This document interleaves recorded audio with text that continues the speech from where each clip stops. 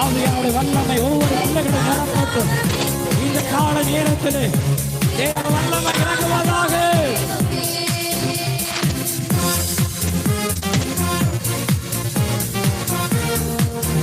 கருணையின் செவ வேளையில் கையளவு மேகம் காண்கிறேன்.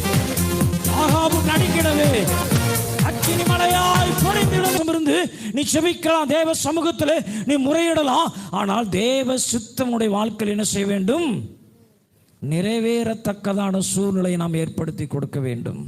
ஆமென். அல்லேலூயா, அல்லேலூயா. சோதரே, தேவ சமூகத்திலே நாம் எந்த அளவுக்கு அவரை நேசிக்கிறோமோ, எந்த அளவுக்கு அவருடைய சமூகத்தில் ஒப்பு கொடுக்கிறோமோ, அந்த அளவு தேவன் நமக்கு என்ன செய்கிறார்? நம்மை ஆசீர்வதிக்க அவர் சித்தம் கொள்கிறார்.